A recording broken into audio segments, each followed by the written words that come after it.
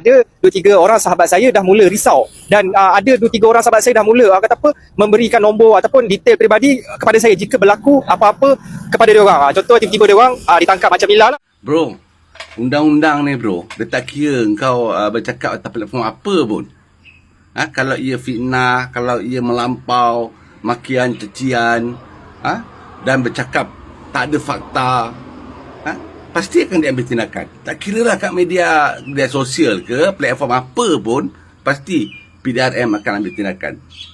Kena faham tu. Kan?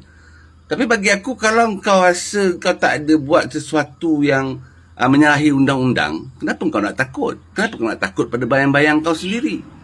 Kan? Contoh, ketika PN PAS memerintah, ada juga influencer yang bercakap tentang harga barang, harga telur, harga beras, harga minyak makan. Kenapa mereka tak ditangkap? Sebab mereka bercakap ada faktanya, disertakan dengan bukti, untuk menunjukkan perbezaan harga itu. Kenapa ketika itu tak ramai pun yang ditangkap? Sebab bukan pasal kebebasan suara itu ada atau tidak, kerana mereka tidak memfitnah, mereka tidak memaki hamun, mereka tidak mencaci pemimpin. Itu je punca dia. Kalau kau boleh kontrol percakapan kau, kau boleh bercakap dengan fakta dan bukti, insya-Allah tak ada apa-apa. Jadi apa nak ditakutkan? Kan? Kalau nak cerita pasal kebebasan, berapa banyak demo yang dia buat? Ada tak semua demo itu ditangkap? Semua demo itu dihalang? Tak ada. Malah kerajaan perpaduan lah yang sentiasa menjaga kebebasan bersuara ini.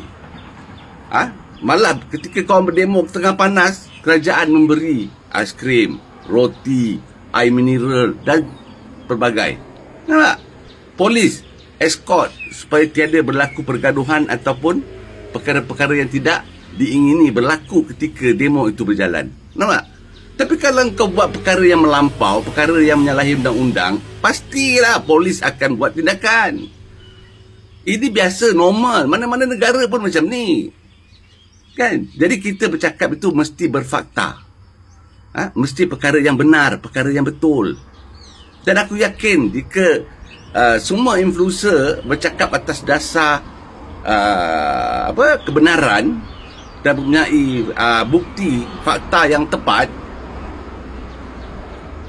undang-undang tidak akan menyalahkan kamu. Percaya dan yakinlah. Jadi pada sahabat aku ni, jangan risau, jangan takut pada bayang-bayang sendiri. Bercakaplah perkara yang benar, bercakaplah dengan fakta dan juga data yang tepat. Itu saja. Assalamualaikum.